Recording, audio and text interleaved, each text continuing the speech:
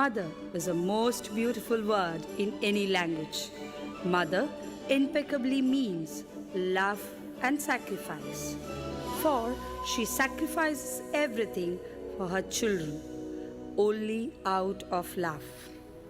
When she is embodiment of love through her sacrifice, she is an emperor of sacrifice through her upright life.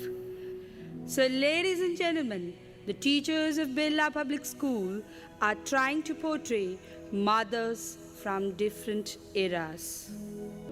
Behold, Kundi, an epitome of a true mother who bemoans at the premonition of a fatal disaster that would take away the life of one of her sons. ഈ അർദ്ധരാത്രിയിൽ യുദ്ധഭൂമിയിൽ ദേവി തനിച്ച് കുരുവംശത്തിന്റെ ശിരസറ്റ ദിനമല്ലേ ഇന്ന്. കിന്നര ഗന്ധർവന്മാർ ഒന്നിച്ചു വന്ന് എതിർത്തിട്ടും തോൽക്കാത്ത ഒരു മനുഷ്യൻ തോറ്റ ദിനം. അദ്ദേഹത്തിന്റെ സമീപത്ത് വരാൻ രാത്രി എന്നതോ യുദ്ധഭൂമി എന്നതോ പ്രസക്തമാണോ? ശരിയാണ് ദേവി. ദേവി ഭീഷ്മ പിതാമഹനെ ദർശിച്ചുവോ?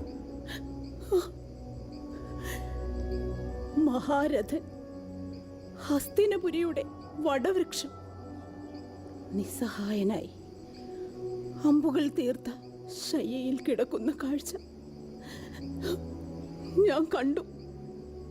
ദേവി, ആ ശരശയ്യനും കൊണ്ട് അദ്ദേഹം നൽകുന്ന സന്ദേശം നമ്മുടെ ഉണ്ണികൾ മനസ്സിലാക്കിയിരുന്നുവെങ്കിൽ, ഈ മഹായുദ്ധം അവസാനിപ്പിച്ചിരുന്നെങ്കിൽ. അതേ ഗുരു, അവരുടെ മനസാക്ഷി ഉണർന്നിരുന്നുവെങ്കിൽ. ഈശ്വര, യുദ്ധതിമിരം ബാധിച്ച അവരുടെ കണ്ണുകൾ തുറന്നിരുന്നുവെങ്കിൽ. ആരോ ഇവിടേക്ക് വരുന്നുണ്ടല്ലോ.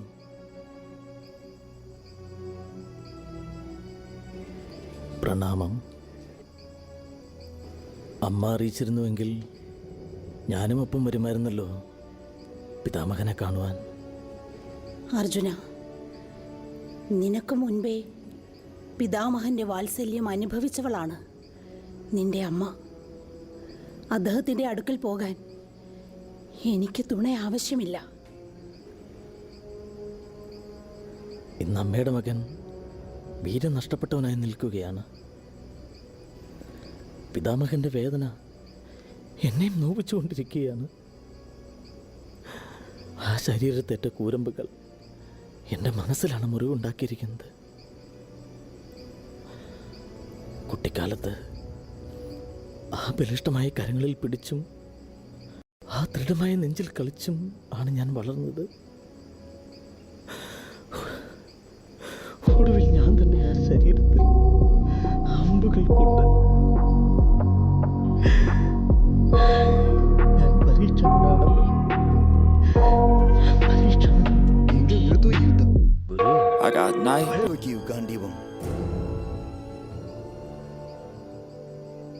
ഇത് ധർമ്മസമരമാണ്. ധർമ്മ സംസ്ഥാപനത്തിന് വേണ്ടിയാണ് ഞാൻ ഗാണ്ഡീവം കയ്യിലെടുത്തത്. മതിയാക്കും മകനെ. ഒരു വംശം വളർത്തി വലുതാക്കിയ മഹാപുരുഷനാണ് ഇന്ന് യുദ്ധഭൂമിയിൽ മരണവും കാത്ത് നിസ്സഹായനായി ശരീരത്തിന്റെ ഓരോ അണുവിലും അമ്പു തീർത്ത കൊടിയ വേദന സഹിച്ച് കിടക്കുന്നത്. ആ ത്യാഗത്തിന്റെ മഹത്വം ഉൾക്കൊള്ളാൻ ഇനിയും മടിക്കരുത്. ഓർമ്മയുണ്ടോ, അന്ന് അമ്മ ഞങ്ങളോട് പടച്ചട്ട ഇടാൻ പറഞ്ഞു. അരക്കില്ലത്തിലും ഏകചക്രയിലും വെച്ച് ഗാന്ധാരിയുടെ മക്കൾക്ക് മാത്രമല്ല കുരുവംശ കിരീടം ചേരുന്നത്, ഉന്തിയുടെ മക്കൾക്കും അത് ഇണങ്ങുമെന്നും പറഞ്ഞു. ഇനി വിജയമല്ലാതെ മറ്റൊന്നല്ല. അമ്മ ക്ഷമിക്കണം. പടയൊരുക്കത്തിലുള്ള സമയമായി. രാവ് ഉണർന്നിരിക്കുന്നു. ഞാൻ പോകട്ടെ. മഹാത്മൻ, ഇത് സർവനാശത്തിനാണ്. വയ്യ, എന്തൊരു പരീക്ഷണമാണിത്.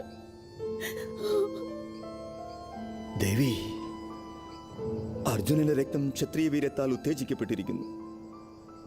അവനെ തടയുക ഇനി സാധ്യമല്ല. അതാ ഇരുളിൽ ആരാണത്? അർജുനൻ തിരിച്ചു വരികയാണോ? ഞാനാണ് അധിരഥപുത്രൻ കർണൻ. കർണൻ? ഞാൻ കരുതിയ അർജുനനാണ്. കുരുക്ഷേത്ര ഭൂമി കർണനും കൂടി അവകാശപ്പെട്ടതാണ് അല്ലേ? അതോ ഇവിടവും എനിക്ക് നിഷേധ്യമാണോ? അല്ല, തീർച്ചയായുമല്ല. നീ അംഗരാജ്യത്തിന്റെ രാജാവാണ്, വെറും സൂതപുത്രനല്ല. കർണ, നീയും കണ്ടില്ലേ ശരശയ്യയിൽ കിടക്കുന്ന പിതാമഹനെ?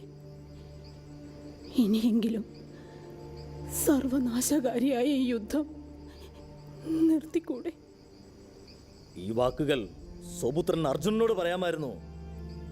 അമ്മ പറഞ്ഞാൽ എന്ത് മത്സരിക്കുന്നവരാണല്ലോ മക്കൾ അഞ്ചും. ആ രഹസ്യമറിഞ്ഞാൽ നീയും കുന്തിദേവിയെ അനുസരിച്ചു പോകും. രഹസ്യമോ? എന്ത് രഹസ്യം? ഹതഭാഗ്യനായ കർണൻ കണ്ണ് തുറന്നതു മുതൽ അവനെ സംബന്ധിക്കുന്നത് എന്തും രഹസ്യമാണ്. ജ്ഞാനികളിൽ ജ്ഞാനിയെ വിതുരരെ പറയൂ, ഇനി എന്ത് രഹസ്യമാണ് കർണനെ കുറിച്ചുള്ളത്? കർണ, നീ സൂതപുത്രനല്ല. ഗുരു, പാപിനിയായ ഒരമ്മയ്ക്ക് സ്വന്തം മകനോട് ഏറ്റുപറയാൻ ഒരവസരം തരൂ. അമ്മ? ആരുടെ അമ്മ? കർണ, നീ രാധേയനല്ല, എന്റെ പുത്രനാണ്. ഈ കുന്തിയുടെ. ആദ്യമായി എന്റെ മാതൃത്വത്തെ ധന്യമാക്കിയവൻ. ദൈവമേ, ഇനി ഈ രഹസ്യം താങ്ങാൻ എനിക്കാവില്ല. ശൂരസന്റെ മകളും കുന്തി ഭോജന്റെ വളർത്തുമകളുമായ കുന്തിക്ക് ദുർവാസ മഹർഷിയിൽ നിന്നും ഒരു മന്ത്രം ഉപദേശിച്ചു കിട്ടി. കുന്തി ഏതൊരു ദേവനെയാണോ മനസ്സിൽ ധ്യാനിച്ച് മന്ത്രം ചൊല്ലുന്നത്, ആ ദേവനാൽ പുത്രലബ്ധി സാധ്യമാകും എന്നതായിരുന്നു ആ മന്ത്രത്തിൻ്റെ പ്രത്യേകത. ഒരു ദിവസം സന്ധ്യയ്ക്ക് കുന്തി അസ്തമയ സമയത്ത് സൂര്യൻ്റെ തേജോമയമായ രൂപത്താൽ ആകൃഷ്ടിയായി ബാലചാബിലത്യാൽ ആ മന്ത്രം പരീക്ഷണാർത്ഥം ചൊല്ലി. ഉടൻ തന്നെ സൂര്യദേവൻ പ്രത്യക്ഷനാവുകയും കുന്തിക്ക് വരപ്രാപ്തി ലബ്ധമാകുകയും ചെയ്തു. ആകെ പരിഭ്രമിച്ച കുന്തി ഉപമാതാവൊഴികെ മറ്റുള്ളവരിൽ നിന്നും ഈ വാർത്ത അപമാനഭീതിയാൽ മറച്ചുവെച്ചു. യഥാകാലം അവളൊരു പുത്രന് ജന്മം നൽകി. മറ്റു വഴിയൊന്നും കാണാതെ അപമാനത്തിൽ നിന്നും രക്ഷ നേടാൻ കുഞ്ഞിനെ ഒരു പെട്ടിയിലാക്കി അശ്വനദിയിലൊഴുക്കി.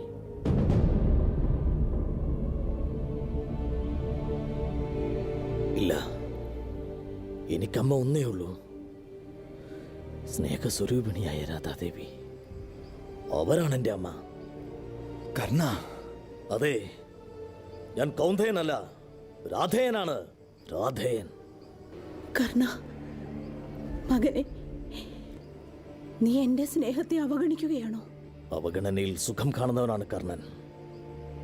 ചെറുപ്പത്തിലെ അവഗണിക്കപ്പെട്ടതിന്റെ ഫലമാവാം. സർവനാശകാരിയായ യുദ്ധത്തിൽ നിന്ന് നിങ്ങൾ പിന്മാറാൻ ഈ അമ്മ എന്താണ് ചെയ്യേണ്ടത്? സ്വജീവൻ ത്യജിക്കാനും തയ്യാർ. സ്വന്തം മക്കൾ പരസ്പരം പോരാടി മരിക്കുന്നത് കണ്ടു നിൽക്കുന്നതിലും ഭേദം സ്വയം ജീവൻ വെടിയുകയാണ്. സ്വയം ഹത്യ അത് എളുപ്പമാണ്, പോരാടി ജീവിക്കുവാനാണ് പ്രയാസം. നിരന്തരമായ അപമാനങ്ങൾ സഹിച്ച് ഇല്ല, ഈ യുദ്ധത്തിൽ നിന്നും ഒരു പിന്മാറ്റം അസാധ്യം. കർണൻ പ്രിയ സതീർത്ഥ്യൻ സുയോധനന് കൊടുത്ത വാക്ക് പാലിക്കുക തന്നെ ചെയ്യും. ഹസ്തിനപുരിക്ക് ഒരവകാശിയുള്ളൂ. അത് ധൃതരാഷ്ട്രപുത്രൻ ദുര്യോധനൻ. കടിഞ്ഞൂൽ പുത്രന്റെ ഓമനവദനം കൺകുളിർക്കി ഒന്ന് കാണാനാവാതെ, അവന് വയറു നിറയെ മാതൃത്വത്തിന്റെ പാൽമധുരം പകർന്നു നൽകാനാവാതെ അശ്വനദിയിൽ അവനെ ഒഴുക്കേണ്ടി വന്ന ഒരമ്മയുടെ അപേക്ഷയാണ്. പുത്രനെ അശ്വനദിയിൽ ഒഴുക്കി അമ്മ അപമാനഭീതി അകറ്റി. എന്നാൽ പുത്രനോ അരങ്ങിലും അണിയറയിലും നിത്യവും അപമാനിതനാകാനായിരുന്നു അവന് വിധി. ഇനി കർണനും ഒന്ന് ജയിക്കട്ടെ. അമ്മ ഭയക്കണ്ട. അർജുനൻ ഒഴികെ മറ്റൊരു പാണ്ഡവനെയും കർണൻ വധിക്കില്ല. ഇത് സത്യം, സത്യം. അകലെ പടയണിയുടെ ശബ്ദമുയരുന്നു. പടയണിക്ക് മറുപടയണി ഒരുക്കണം. എനിക്ക് വിട തരൂ. ഗുരു, എന്റെ പുത്രന്മാർ, എന്റെ പുത്രന്മാർ. ഈശ്വര. ദേവി, സമാധാനിക്കൂ. വിധിവിഹിതത്തെ മറികടക്കുവാൻ ആർക്കാണാവുക? ഈശ്വര, എന്നാണ് എൻ്റെ മക്കൾ ആ ശരശയനത്തിന്റെ സന്ദേശം ഉൾക്കൊള്ളുക? മാനവലോകം വിശ്വശാന്തിയുടെ കൊടി ഉയർത്തുക. ഈ ലോകത്ത് നടക്കുന്ന ഓരോ യുദ്ധവും ഓരോ മാതാവിൻ്റെയും മനസ്സിൽ പടർത്തുന്ന അഗ്നി എത്രമാത്രമെന്ന് മക്കൾ അറിയുന്നുണ്ടോ?